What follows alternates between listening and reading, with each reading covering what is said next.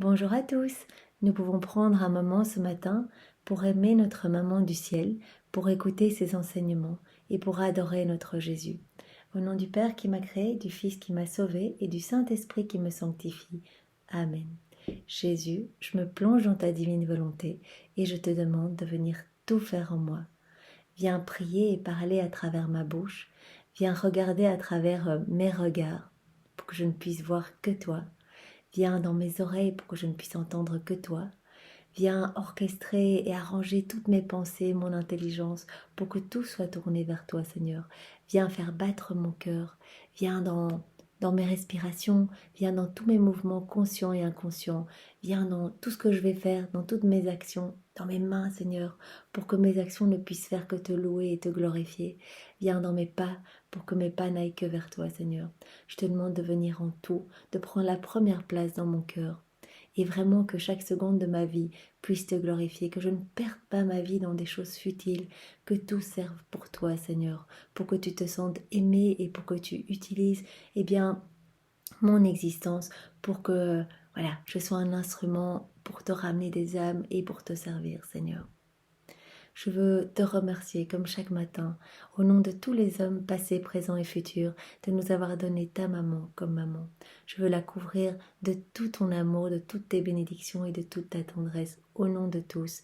Et pareillement, je veux te recouvrir de tout l'amour de Marie et de ces mots tendres, et je veux le faire au nom de tous les hommes, de tous ceux qui ne t'aiment pas, qui ne te remercient pas, qui s'éloignent de toi et qui voilà, ne t'invitent pas dans leur vie.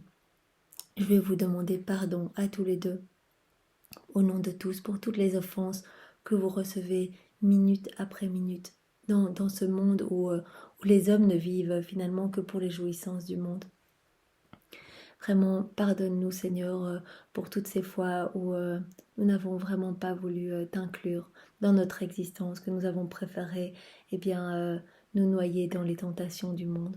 Pardonne-nous, Seigneur. C'est vraiment au nom de tous que je viens m'agenouiller à tes pieds pour te demander pardon. Et je veux t'offrir ce moment que je prends, que nous prenons tous ici, ce 28e jour où nous sommes là au rendez-vous. Eh bien, je veux t'offrir tout ce moment comme gage de mon amour, comme gage de l'offrande de ma vie. Je t'offre ma vie vraiment en holocauste pour pour que tu te sentes glorifié. Et je veux le faire. Je veux prendre ces moments tous les jours de ma vie pour t'aimer, pour t'adorer, pour te louer, pour te bénir. Avec ton amour, tes adorations, tes bénédictions, tes louanges, Seigneur, dans ta divine volonté. Et je veux le faire au nom de tous, au nom de toutes les âmes du purgatoire, passées, présentes et futures, de tous les agonisants, de tous les pécheurs obstinés, les âmes qui te sont consacrées, vraiment de toutes les générations du premier homme au dernier homme. Sans toi aimé, Seigneur, vraiment ce moment est pour toi et nous le prenons pour toi. Que chaque je t'aime que nous te donnons, eh bien multiplie-le à l'infini. Dans ta divine volonté, c'est possible. Tout ce que nous te demandons devient éternel puisque c'est toi-même qui viens prier en nous. Et comme toi tu es Dieu, eh bien tout est éternel. Donc notre prière, nos je t'aime deviennent éternels. Et que tous ces je t'aime, Seigneur, puissent venir compenser toutes les horreurs que tu entends, les blasphèmes, les méchancetés, les malédictions, toutes ces mauvaises choses, Seigneur, que chaque je t'aime puisse venir vraiment les contrebalancer et t'apporter un petit baume sur le cœur, pour que ton cœur vraiment soit réparé, soit apaisé de tant d'horreurs que tu vois sur cette terre. Alors aujourd'hui, le 28 mai, nous avons une parole de Sainte Catherine de Sienne qui nous dit ceci. Ô Marie, temple de la Trinité, ô Marie, porteuse de feu, Marie, distributrice de miséricorde, Marie, qui a fait germer le fruit divin. Ô Marie, mère tranquille, distributrice de paix, Marie, terre féconde. Tu es l'arbre nouveau qui a porté la fleur odorante du Verbe, Fils unique de Dieu.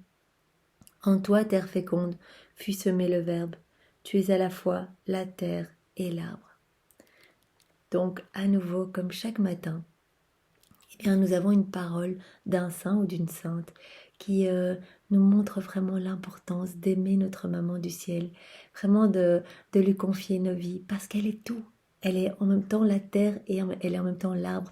La terre qui a apporté le fruit, qui a apporté la semence et Jésus incarné.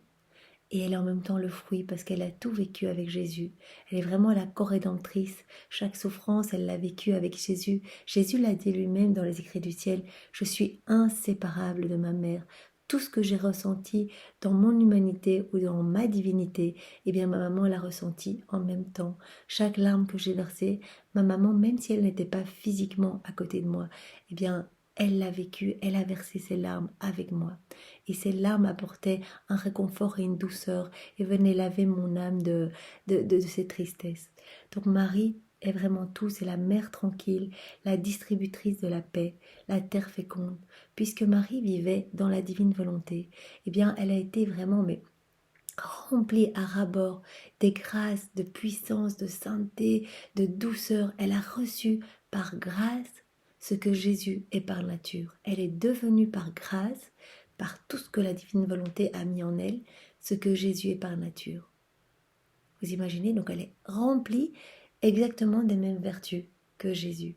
Eh bien, ce matin, nous pouvons lui demander de venir nous aussi, nous prendre par la main et nous amener dans le royaume de la divine volonté, de pouvoir nous aussi être remplis vraiment des puissances de l'Esprit Saint, des puissances de grâce, de sagesse, de sainteté, d'amour, de compassion, de charité, d'espérance, de pureté, de foi, de tout ce que Marie vraiment euh, euh, tout ce que Marie vraiment illumine et irradie, toute cette lumière qu'elle irradie, eh bien, nous pouvons lui demander de, pareillement, à son image, être rempli de Dieu.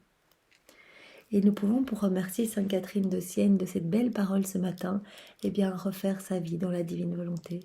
Nous prenons toute la vie de Sainte Catherine de Sienne, depuis sa conception jusqu'à sa mort, toutes ses paroles, toutes ses pensées, toutes ses actions, nous reprenons tout et nous plongeons tout dans l'acte unique et éternel d'amour de Dieu, dans l'océan de sa divine volonté. Et nous refaisons tout pour réoffrir tout à la Trinité très sainte, pour que voilà, le Père, le Fils et le Saint-Esprit reçoivent plus de gloire de cette sainteté divinisée. Et nous pouvons bien sûr lui demander aussi de venir intercéder pour chacun de nous ce matin, pour que notre cœur soit vraiment bien ouvert pour recevoir les enseignements de notre chère maman en ce 28e jour. Nous pouvons bien sûr demander à Jésus de lui-même venir écouter à travers nos oreilles les enseignements de sa maman. Alors nous pouvons faire la prière préalable. Reine Immaculée, ma mère du ciel, je viens sur tes genoux maternels, comme ton enfant chéri. Je m'abandonne dans tes bras et je te demande avec les soupirs les plus ardents, en ce mois de mai qui t'est consacré, la plus grande grâce qui soit, celle de me permettre de vivre dans le royaume de la divine volonté. Marie, nous te le demandons maintenant depuis 28 jours, de manière incessante. Nous sommes comme de bons élèves à faire tout ce que tu nous demandes, à vraiment essayer de changer nos comportements, de changer notre cœur, de tourner notre regard toujours vers Jésus et plus sur nous-mêmes, plus sur les choses du monde, de revenir malgré les tentations, les péchés, de revenir toujours à toi, de revenir toujours à Jésus. Eh bien, vraiment, reçois tout cela en gage de notre volonté de vouloir changer et obtiens-nous, Marie, obtiens-nous, s'il te plaît, et bien de pouvoir vivre dans le royaume de la divine volonté, de pouvoir nous aussi laisser Jésus agir à travers nos mains, à travers nos pieds, à travers tout ce que nous sommes et laisser sa lumière irradier sur les autres. Sainte Maman, toi qui es la reine de ce royaume, admets-moi comme ton enfant pour y vivre. Qu'il ne soit plus un royaume désert, mais qu'il soit peuplé de tes enfants. Je me confie donc à toi, Reine toute-puissante, afin que tu guides mes pas dans le royaume de la divine volonté. Et ma main dans ta main maternelle, tu me guideras entièrement, afin de vivre pour toujours dans la divine volonté. Tu seras ma mère, et à ce titre, je te remets ma volonté propre, pour que tu me l'échanges contre la divine volonté, et qu'ainsi je sois assurée de ne jamais sortir de son royaume. Eh bien oui, maman, ce matin, comme chaque matin, eh bien nous venons te donner toutes nos misères, toutes nos faiblesses, tous nos péchés, tous nos vices, tous nos maux, tout ce qui n'est pas bon en nous, eh bien tout ce qui est vraiment une résultante de notre volonté propre, tout ce qui provient de notre volonté humaine, eh bien je te remets tout, maman, entre tes mains. Et tu l'as dit toi-même, c'est pas grave, pour Jésus c'est pas grand-chose, donnez-moi tout, et moi je viendrai tout remettre à Jésus, qui plongera tout dans l'océan de son amour, dans sa divine volonté, dans l'océan de sa miséricorde. Et en échange, eh bien, toute cette place qu'on va faire en enlevant les mauvaises choses, il va pouvoir tout remplir de lui-même, de sa présence, de sa paix, de sa joie, de tout ce qu'il est. Retournons à la source, donnons nos poubelles, donnons nos péchés. Et en échange, notre Dieu d'amour, notre Dieu qui nous aime, va nous donner ce qu'il est lui, la splendeur, la joie divine, la joie profonde, tout ce qu'on aspire finalement, eh bien l'amour véritable. Demandons-lui vraiment de s'établir dans nos cœurs. Tu seras ma mère et à ce titre, je te remets ma volonté propre pour que tu me l'échanges contre la divine volonté, et qu'ainsi je sois assurée de ne pas sortir de son royaume. Je te prie donc de m'éclairer pour me faire comprendre ce que signifie la divine volonté. Je te salue Marie, pleine de grâce, le Seigneur est avec toi, tu es bénie entre toutes les femmes, et Jésus ton enfant est béni. Sainte Marie, Mère de Dieu, prie pour nous pauvres pécheurs, maintenant et à l'heure de notre mort. Amen. 28e jour. La Reine du ciel dans le royaume de la divine volonté, les limbes, l'attente, la victoire sur la mort, la résurrection. Louisa vient sur les genoux de Marie et nous pouvons, comme chaque matin, nous imaginer, eh bien nous aussi nous blottir. Ça fait un bien fou dans les bras de Marie et de venir poser notre tête sur son cœur. Vous savez, je fais une parenthèse, chaque fois que vous avez vraiment des souffrances dans la journée, des tristesses, des découragements, vous pouvez vraiment venir vous imaginer en pensée, eh bien dans les bras de Marie. Mettez votre tête vraiment dans ses bras au chaud et elle vous couvrira de son manteau d'amour. Et je vous promets que vous allez sentir un apaisement. Venez vous confier. Racontez-lui comme à votre maman, eh bien vos problèmes, vos angoisses, vos incertitudes, vos doutes, vos découragements. Racontez-lui tout. Et elle va venir mettre un baume sur votre cœur. Je l'ai expérimenté. Plein d'autres l'ont expérimenté. En parlant, je me rends compte que toutes les personnes qui le font, eh bien, ressentent un véritable apaisement à venir se confier dans les bras de notre maman du ciel. Elle est là, elle n'attend que ça. Elle a les bras ouverts et elle nous appelle. Elle est tellement blessée par tous ces manques d'amour, toutes ces offenses, toutes ces méchantes blagues, ces blasphèmes sur elle et sur Jésus, que quand une âme vraiment l'aime et vient se jeter dans ses bras, eh bien, elle n'a qu'une envie, qu'un seul souhait, qu'un seul désir, eh bien, la couvrir de son amour et faire déborder son amour et toutes ses vertus sur l'âme qui vient se confier. Donc, je vous invite vraiment à le faire. Alors, Louisa vient et nous venons avec elle. Maman transpercée de douleur, te sachant seule, sans ton Jésus bien-aimé, ta petite fille veut rester près de toi pour te tenir compagnie dans ta terrible désolation. Je vous invite à écouter. Vous pouvez regarder dans les playlists, il y a les 24 heures de la Passion. J'ai fait chacune des heures de la Passion, voilà, si vous vouliez les écouter. Et vous pouvez regarder l'heure de la désolation de Marie. Vraiment, c'est une heure très belle où, voilà, quand Marie a reçu Jésus dans les bras, jusqu'à la mise au tombeau et l'attente de la résurrection. C'est vraiment très très beau et Marie nous invite vraiment à venir avec elle parce que dans la divine volonté, on peut l'accompagner. On revient en fait et on rentre comme si nous étions avec elle il y a 2000 ans et que voilà, on peut la consoler, la prendre dans nos bras, la recouvrir de l'amour même de Jésus. On peut reprendre tous ses gestes, toutes ses paroles tendres, toutes les réparations, toutes ses prières, tout ce qu'elle a fait. On peut les faire nôtres, on peut y mettre nos je t'aime, on peut les réoffrir à Jésus. On peut mettre nos mains dans celles de Marie et avec elle retirer les épines de la tête de Jésus. On peut prendre Jésus dans nos bras avec Marie et aller le poser dans son sépulcre.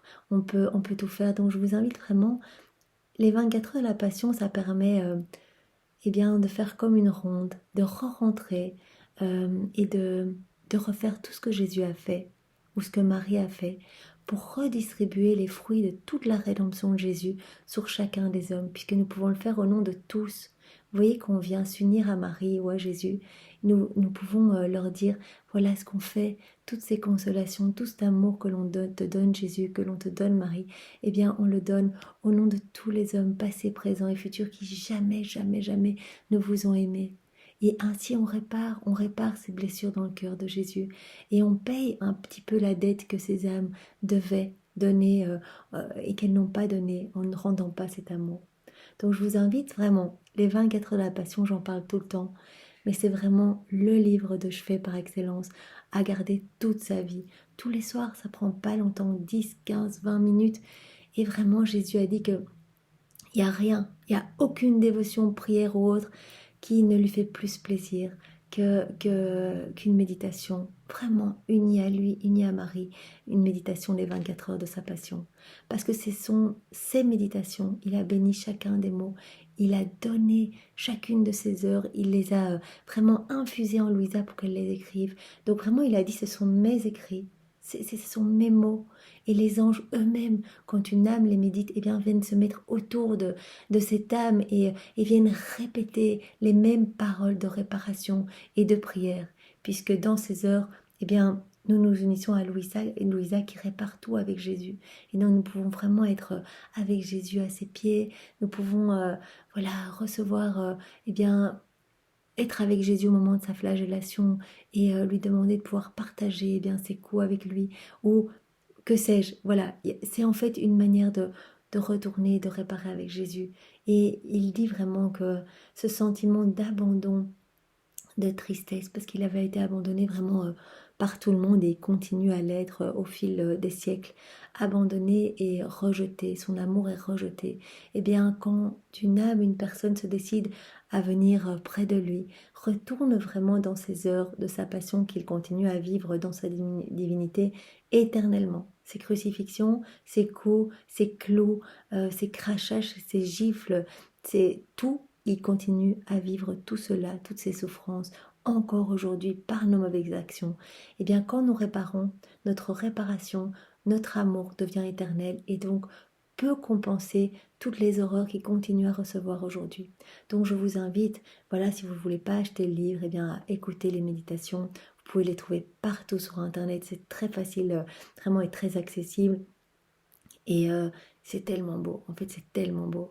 Et Jésus, ça lui fait immensément plaisir, de telle sorte qu'il a dit, eh bien, je sauverai une âme par mot. Ces méditations sont tellement chères à mon cœur, c'est tellement important pour moi, je sens vraiment que vraiment tout s'ébranle dans le ciel, sur la terre, que des grâces sont redistribuées, etc. Quand une âme médite ses heures, que je donnerai une âme par mot.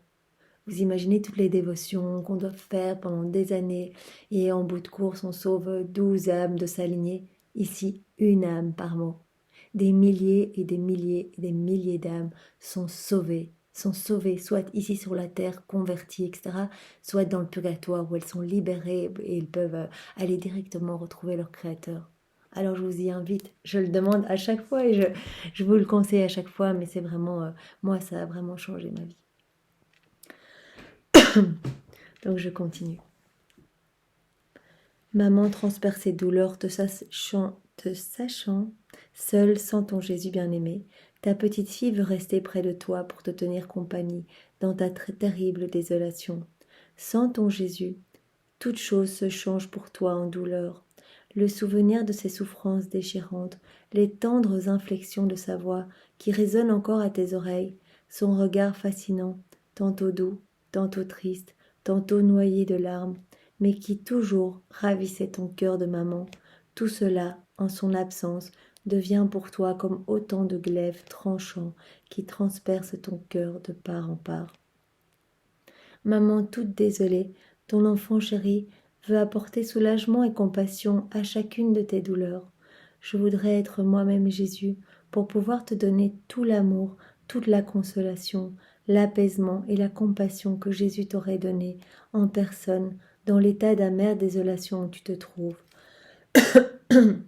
Jésus si doux m'a donné à toi comme fille. Aussi, prends-moi pour ton enfant dans ton cœur maternel, et je serai tout à toi, j'essuierai tes larmes, et je te tiendrai sans cesse compagnie. Eh bien oui, maman, nous sommes tous là ce matin pour te tenir compagnie, pour t'aimer, pour t'adorer, pour t'aimer vraiment avec l'amour même de Jésus. Nous voulons prendre toutes les bénédictions, toute la tendresse de Jésus et vraiment t'en recouvrir au nom de tous, Marie. Tu n'es pas seule, nous sommes là près de toi. Marie nous donne cette leçon ce matin. Très chère fille, merci d'être avec moi. Mais si tu veux que ta compagnie me soit douce et chère, si tu veux qu'elle m'apporte un soulagement à mon cœur transpercé, je veux trouver en toi la volonté divine, vraiment à l'œuvre, dominante et sans concession, faite au moindre souffle de ta propre volonté. Donc elle veut vraiment, comme soulagement, elle nous demande de vivre dans la divine volonté de Jésus. Voyez qu'elle n'ait pas souffert tout cela pour rien, que Jésus ne soit pas passé par toutes ces souffrances pour rien, que nous choisissions vraiment de le laisser vivre en nous. Alors oui, j'échangerai mon fils Jésus contre toi, parce que sa volonté est en toi. En elle, je sentirai Jésus dans ton cœur. Oh, que je serais heureuse de trouver alors en toi le premier fruit de ses souffrances et de sa mort. Parce que quand nous vivons dans la divine volonté, eh bien nous reprenons vraiment toute la vie de Jésus en nous, depuis son incarnation jusque son ascension dans le ciel. Eh bien nous reprenons tout et nous faisons tout nôtre. Et donc Marie va pouvoir, si nous sommes vraiment dans la divine volonté, que nous laissons la vie de Jésus, eh bien illuminer notre âme, eh bien Marie va pouvoir retrouver la vie de Jésus en notre cœur, ses souffrances et sa crucifixion, et va pouvoir être eh bien heureuse de s'occuper de nous et d'être notre maman. En trouvant mon Jésus bien-aimé dans ma fille, mes larmes se changeront en joie et mes douleurs en victoire. Nous sommes bien sûr tous ses enfants, même si nous ne l'aimons pas, même s'il y a des hommes qui ne l'aiment pas. Eh bien, si nous acceptons la divine volonté, nous acceptons Jésus dans notre cœur, cela va être un baume sur le cœur de Marie. Même si quoi qu'il arrive, elle nous aime, quoi qu'il arrive, elle veut nous sauver, eh bien, apportons-lui ce soulagement et demandons vraiment à Jésus de pouvoir reprendre toute sa vie dans notre cœur. Maintenant, écoute-moi, fille de mes douleurs. Dès que mon cher fils expira, il descendit triomphant dans les limbes, portant la gloire et la félicité dans cette prison où se trouvaient tous les patriarches et les prophètes, le premier père Adam, le cher Saint Joseph et mes saints parents, et tous ceux qui, en vertu des mérites à venir de leur Rédempteur, étaient sauvés. Donc Jésus est venu dans les limbes rechercher tous ceux qui attendaient de pouvoir revenir aller au paradis. Donc Jésus, par sa mort, a ouvert les portes du paradis et est venu chercher toutes les âmes dans les limbes. J'étais inséparable de mon fils, et même la mort n'a pu me l'arracher. Dans l'excès de mes douleurs, je l'ai suivi dans les limbes, où j'ai vu l'allégresse et les actions de grâce que toute cette foule immense de gens rendit à mon fils qui avait tant souffert et dont le premier pas avait été vers eux pour les introduire dans la béatitude et les unir à lui dans la gloire du ciel. Donc Marie était bien évidemment là. Elle a accompagné Jésus dans les limbes et elle a vu l'immense joie et les actions de grâce et de reconnaissance de cette foule d'hommes et de femmes qui attendaient depuis si longtemps de pouvoir jouir avec Jésus dans la gloire du ciel. Ainsi, l'instant même où il mourut, inaugura pour Jésus et pour tous ceux qui l'aimaient l'heure de la victoire et de la gloire. Ma fille, cet événement symbolise la façon dont la créature, qui fait mourir sa volonté propre en s'unissant à la divine volonté, inaugure pareillement pour elle le temps de la victoire dans l'ordre divin, le temps de la gloire et de la joie, et ceci même au milieu des plus grandes souffrances. Vous voyez, peu importe ce qu'on a à vivre, si nous acceptons de faire mourir notre volonté propre, que nous demandons à Jésus de prendre la première place, de vivre dans sa divine volonté, eh bien nous allons vraiment pareillement faire mourir ce qu'il y a de mauvais en nous pour ressusciter vraiment à la gloire éternelle, à la victoire dans l'ordre divin. le temps de la gloire et de la joie. Bien que les yeux de mon âme soient toujours restés fixés sur Jésus et qu'il ne l'ait jamais perdu de vue, j'ai néanmoins ressenti une telle anxiété dans l'attente de le voir ressusciter, durant ces 3 jours où il resta enseveli, eh bien, que j'allais en répétant dans l'excès de mon amour, « Mon fils, ressuscite, ressuscite ma gloire, ressuscite ma vie ». Donc Marie venait tous les jours au sépulcre et elle suppliait son fils de ressusciter. Mes désirs étaient si ardents et mes soupirs tellement de feu que je me sentais me consumer.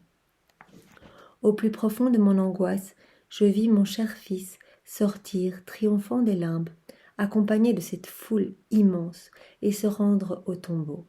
C'était à l'aube du 3e jour, et de même que la nature tout entière l'avait pleuré, elle était maintenant tout en liesse, au point que le soleil anticipa sa course pour être là au moment où mon fils allait ressusciter. Mais oh, quelle merveille! Avant même de ressusciter, Jésus fit voir à cette foule de gens sa très sainte humanité ensanglantée, couverte de plaies, défigurée, dans l'état où elle avait été réduite pour l'amour d'eux et de tous les hommes. Donc Jésus vraiment montra à cette foule d'âmes qui allait être sauvée, donc qui était libérée des limbes, eh bien il leur montra vraiment son humanité ensanglantée et le prix de leur salut. Tous en furent émus et admirèrent les excès d'amour et le prodige inouï de la rédemption. Ma fille, j'aurais voulu que tu sois présente au moment où mon fils est ressuscité. Il était toute majesté. De sa divinité unie à son âme, jaillissaient des océans de lumière, d'une telle beauté qu'il remplissait ciel et terre. Donc au moment de sa résurrection, mais il y a eu des flots et des mers de lumière. Et je vous invite, si vous ne connaissez pas encore l'histoire du Saint-Suaire, il y a beaucoup de reportages là-dessus sur YouTube et c'est vraiment magnifique. En vainqueur, usant de son pouvoir, il ordonna à son humanité morte d'accueillir à nouveau son âme et de ressusciter triomphante et glorieuse à la vie éternelle. Quel acte plein de solennité! À cet instant même, en déclarant « Mort, tu ne seras plus mort, mais vie ». Mon cher Jésus était vainqueur de la mort. Par une parole, Jésus a ordonné à son humanité morte d'accueillir à nouveau son âme et de ressusciter triomphante et glorieuse à la vie mortelle. Par cet acte triomphant, il s'affirmait Dieu et homme à la fois. Par sa résurrection, il confirmait sa doctrine, ses miracles, la réalité des sacrements et toute la vie de l'Église. Mais ce n'est pas tout, il triomphait aussi des volontés humaines sans force et quasiment éteintes dans le vrai bien pour faire triompher sur elles la vie de ce vouloir divin qui devait apporter aux créatures la plénitude et de la sainteté et de tous les biens.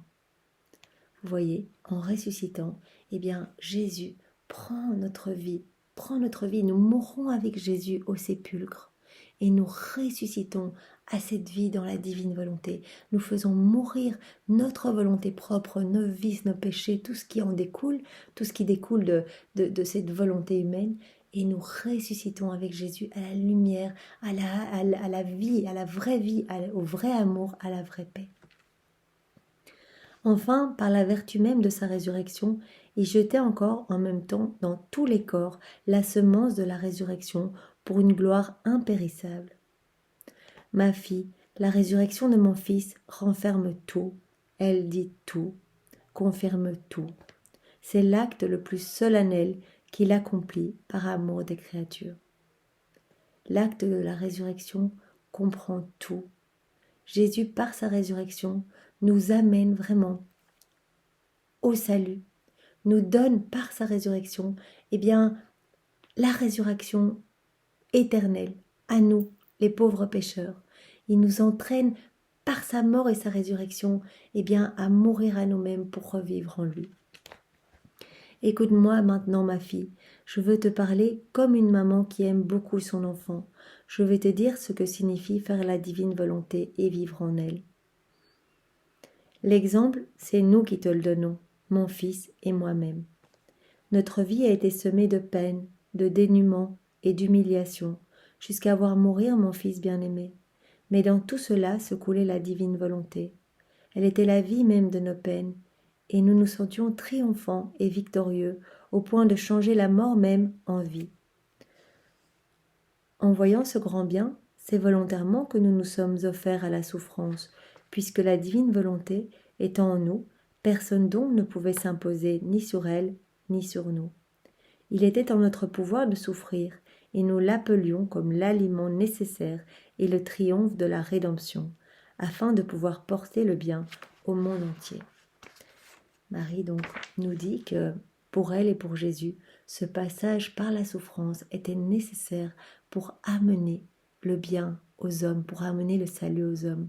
Cette mort était nécessaire, ces souffrances, cet anéantissement, ces humiliations étaient nécessaires pour refaire toutes nos vies, pour que nous mourions à nous-mêmes et nous ressuscitions avec le Christ.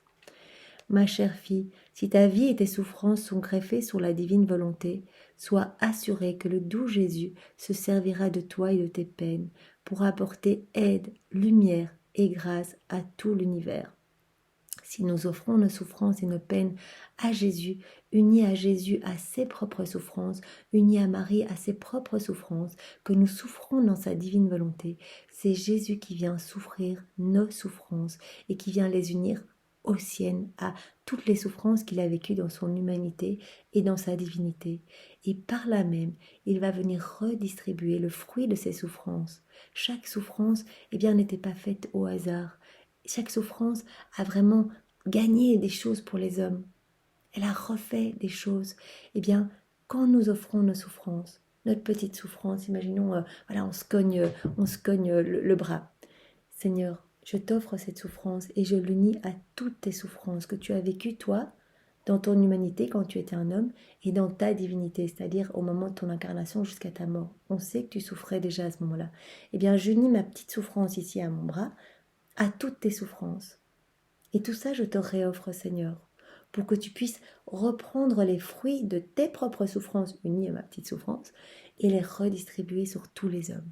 Donc c'est ça que Marie nous dit, c'est qu'il va y avoir beaucoup de grâces qui vont être distribuées si nous offrons nos souffrances et que nous nous unissons à Jésus dans sa divine volonté lors d'une souffrance physique ou psychologique. Pour cela, prends courage. La divine volonté sait faire de grandes choses là où elle règne. En toutes circonstances, prends-nous pour modèle, ton doux Jésus et moi-même, et va de l'avant. Oui, Marie, nous voulons vraiment te prendre comme modèle, ainsi que Jésus. Nous te demandons vraiment la grâce de pouvoir te ressembler et ressembler à ton divin Fils. Nous avons déjà l'image, nous sommes déjà comme vous physiquement, mais nous voulons aussi la ressemblance. Vraiment pouvoir être comme vous, dans notre façon d'être, de pouvoir laisser couler votre vie à travers nous. Votre vie à tous les deux. Louisa dit à Marie, « Sainte Maman, si tu m'aides et si, me tenant lieu de sentinelle céleste, tu me gardes bien à l'abri sous ton manteau, je suis sûre que je changerai toutes mes peines en divine volonté et que je te suivrai pas à pas dans les voies impénétrables du fiat suprême. Je sais en effet que ton amour si attirant de maman et que ta puissance sauront vaincre ma volonté et la tenir en ton pouvoir. Je sais que tu me l'échangeras contre la divine volonté. C'est pourquoi, maman, je me confie à toi et je m'abandonne entre tes bras.